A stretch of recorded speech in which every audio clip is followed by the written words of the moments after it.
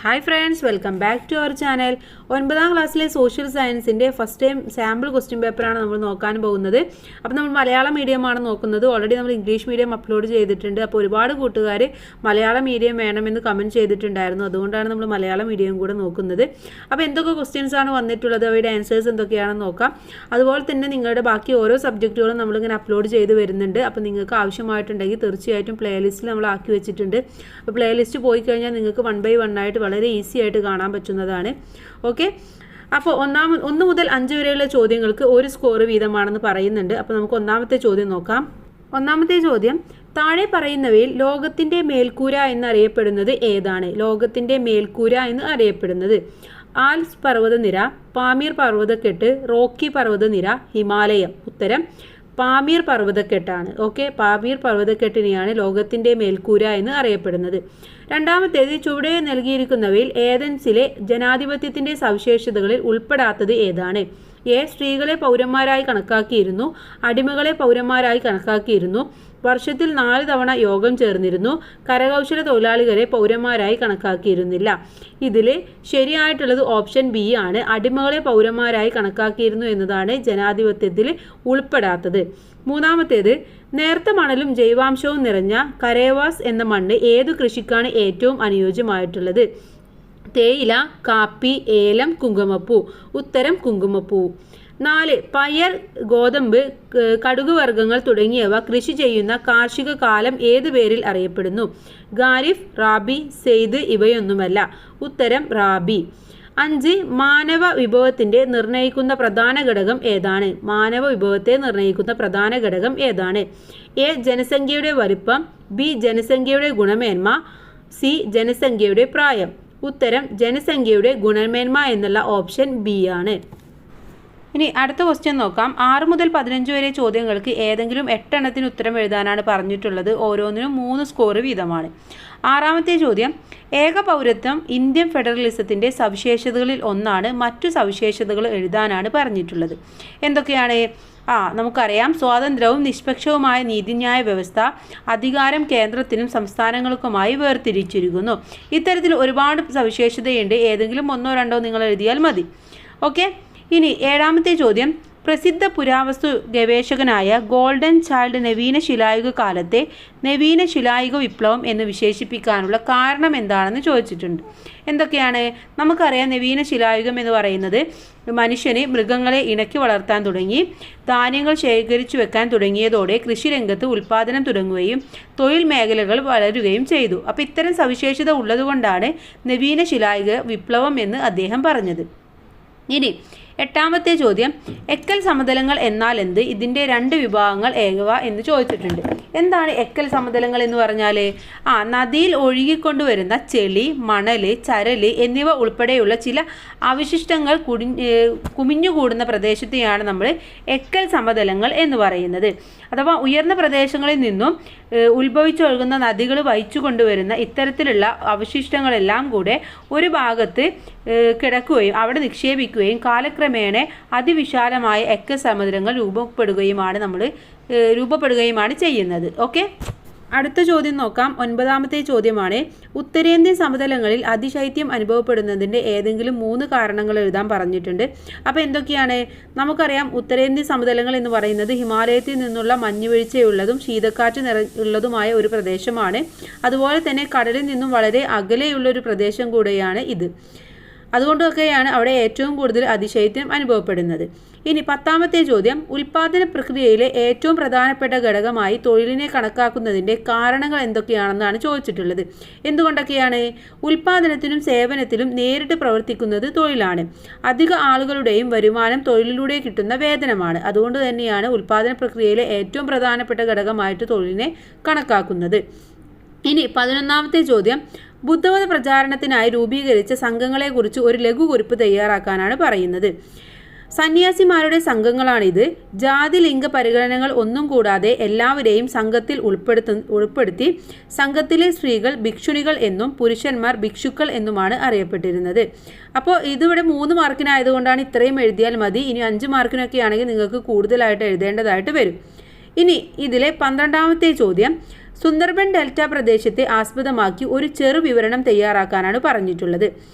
പശ്ചിമ ബംഗാളിൽ ഗംഗാ സമതലത്തിൻ്റെ ചതുപ്പ് നിറഞ്ഞ അതിവിശാലമായ ഡെൽറ്റ പ്രദേശമാണ് സുന്ദർബൻ എന്ന് പറയുന്നത്. ഇവിടെ നിബിഡമായി കാണപ്പെടുന്ന സ്വാഭാവിക സസ്യജാലങ്ങളാണ് കണ്ടൽ കാടുകൾ. റോയൽ ബംഗാൾ കടുവകളുടെയും സങ്കേതം ആണ് ഈ ഒരു സുന്ദർബൻ ഡെൽറ്റ പ്രദേശം എന്ന് പറയുന്നത്.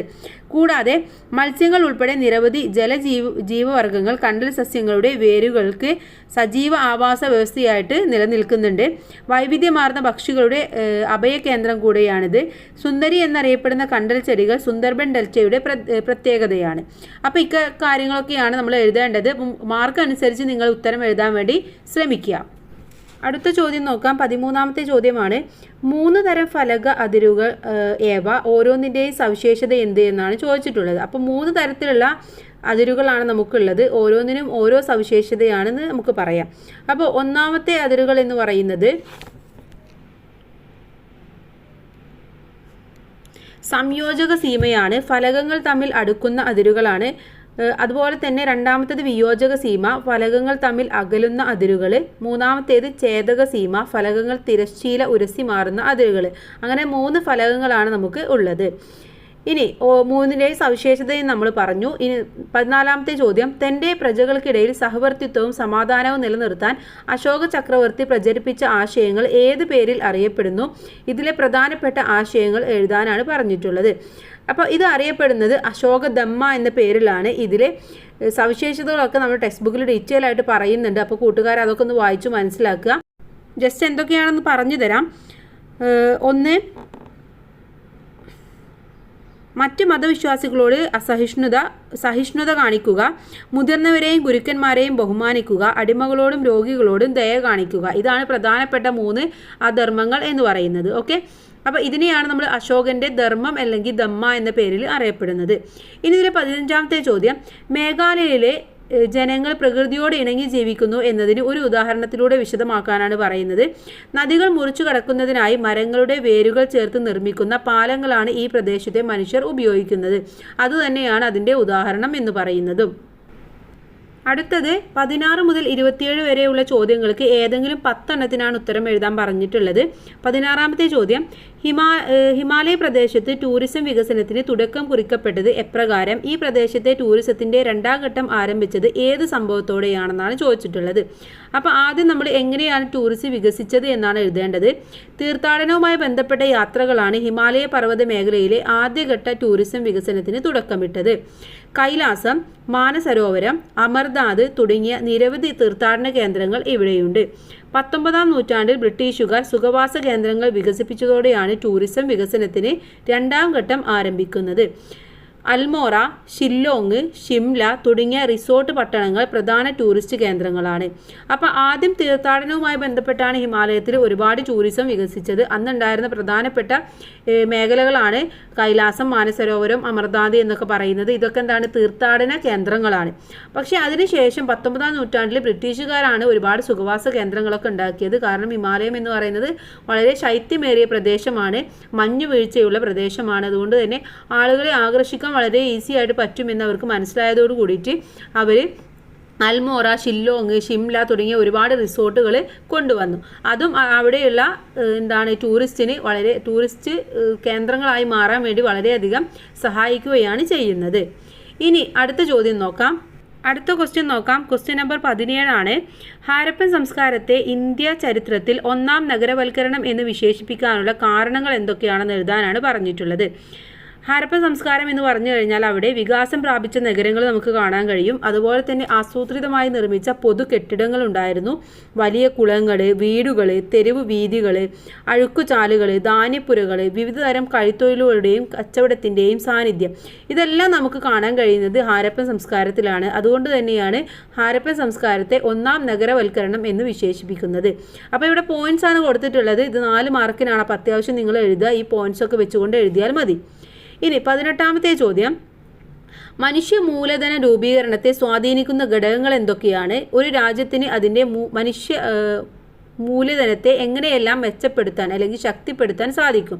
എന്തൊക്കെയാണ് മൂലധനത്തെ രൂപീകരണത്തെ സ്വാധീനിക്കുന്ന ഘടകങ്ങൾ എന്ന് പറയുന്നത്? വിദ്യാഭ്യാസം, ആരോഗ്യ പരിരക്ഷ, തൊഴിൽ പരിശീലനം, കുടിയേറ്റം, വിവരലഭ്യത, മെച്ചപ്പെട്ട ആരോഗ്യ സൗകര്യങ്ങൾ ഒരുക്കുക, വിദ്യാഭ്യാസ രംഗത്ത് വൻതോതിലുള്ള നിക്ഷേപം സാധ്യമാക്കുക, ഇൻഷുറൻസ് പരിരക്ഷ കൊണ്ടുവരിക, മെച്ചപ്പെട്ട വേതനം, കൂടുതൽ തൊഴിലവസരങ്ങൾ സൃഷ്ടിക്കുക, അതുപോലെ തന്നെ നൈപുണ്യ വികസനത്തിന് പ്രാധാന്യം നൽകുക, തൊഴിലാളി സൗഹൃദ തൊഴിൽ അന്തരീക്ഷം സൃഷ്ടിക്കുക, തൊഴിൽ സാഹചര്യങ്ങൾ മെച്ചപ്പെടുത്തുക.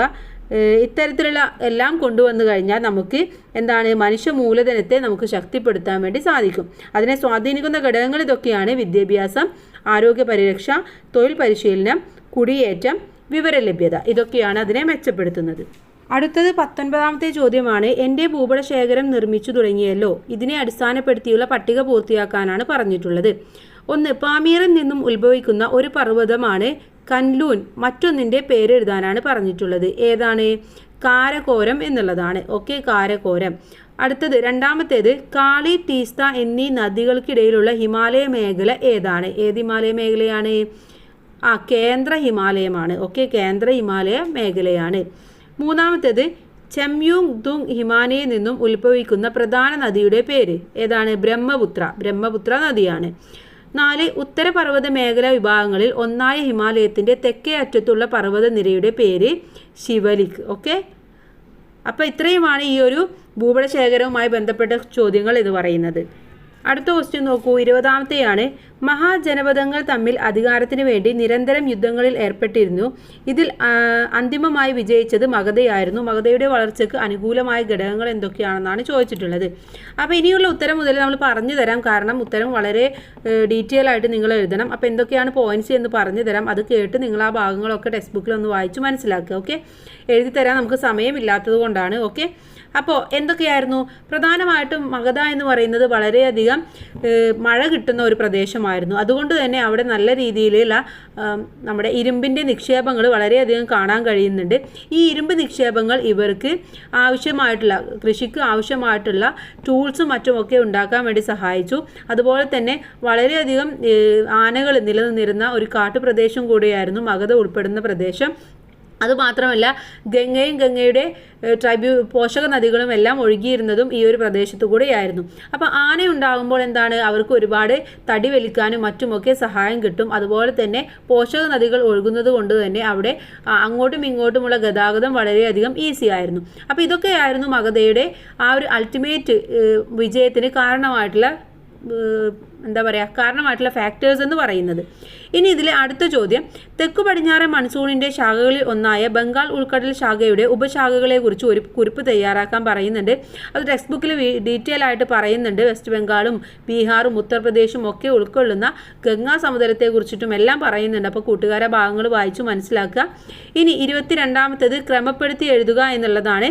വേദകാലഘട്ടത്തിലെ ഗോത്ര സാമൂഹ്യ വ്യവസ്ഥ ഏതാണ്? ജന എന്ന പേരിലാണ് അല്ലേ, ജന എന്ന പേരിലാണ് അറിയപ്പെടുന്നത്. അതുപോലെ മൗര്യ രാജ്യത്തെ കച്ചവടക്കാർ ഏതാണ്?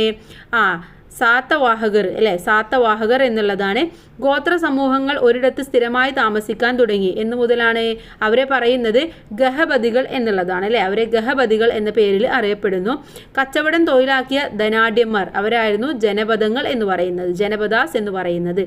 ഓക്കെ, അടുത്ത ചോദ്യം നോക്കാം. 23ാമത്തെ ചോദ്യമാണ്.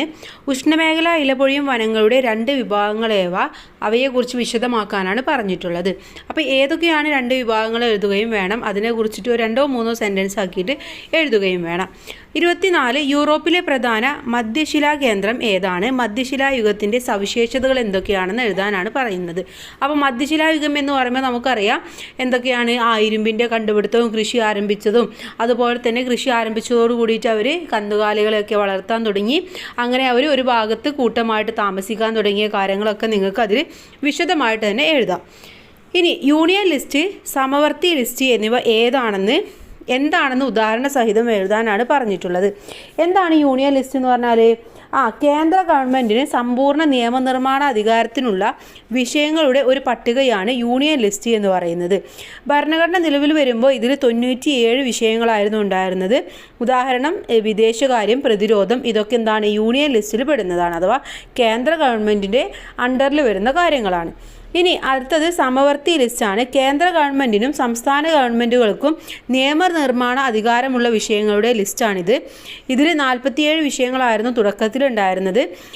ഉദാഹരണമാണെങ്കിൽ വനം, വിദ്യാഭ്യാസം, ടൂറിസം, അതുപോലെ തന്നെ ജനന, മരണ, വിവാഹം, അതൊക്കെ എന്താണ് ഈ ലിസ്റ്റിൽ വരുന്ന കാര്യങ്ങളാണ്. അപ്പോൾ അതിനെയാണ് സമവർത്തി ലിസ്റ്റ് എന്ന് പറയുന്നത്. ഇനി അടുത്തത് മൗര്യ രാജ്യത്തിൻ്റെ ഭരണ സംവിധാനത്തെ കുറിച്ചിട്ട് വിവരിക്കാനാണ് പറഞ്ഞിട്ടുള്ളത്. അതിൽ മൗര്യ രാജ്യത്തിൻ്റെ സൈന്യത്തെ കുറിച്ചിട്ടും അവരുടെ ഭരണം എങ്ങനെയായിരുന്നു, അതിലുള്ള സംവിധാനങ്ങൾ എന്തൊക്കെയായിരുന്നു എന്നൊക്കെയാണ് എഴുതേണ്ടത്. 27 ആദ്യകാല വേദകാലം, പിൽക്കാല വേദകാലം എന്നീ കാലഘട്ടങ്ങളെ നൽകിയിട്ടുള്ള സൂചനകളുടെ അടിസ്ഥാനത്തിൽ വിശദീകരിക്കുക.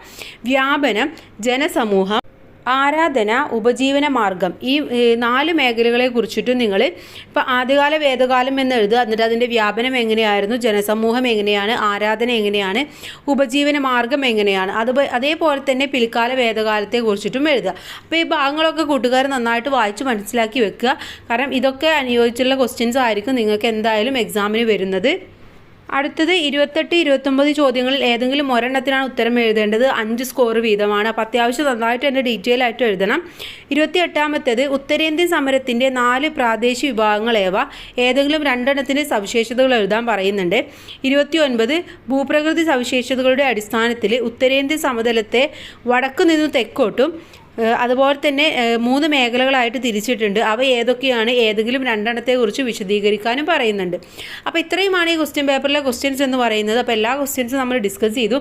ലാസ്റ്റുള്ള ക്വസ്റ്റ്യൻസ് മാത്രമാണ് നമ്മൾ എഴുതി കാണിക്കാതിരുന്നത്. പക്ഷേ ആൻസേഴ്സ് എന്തൊക്കെയാണെന്ന് നമ്മൾ പറഞ്ഞു തന്നിട്ടുണ്ടായിരുന്നു. അപ്പോൾ എല്ലാ കൂട്ടുകാരും നന്നായിട്ട് തന്നെ പഠിച്ച് എക്സാം എഴുതാൻ ശ്രമിക്കുക. നല്ല മാർക്ക് എല്ലാവർക്കും സ്കോർ ചെയ്യാൻ കഴിയട്ടെ. Thanks for watching.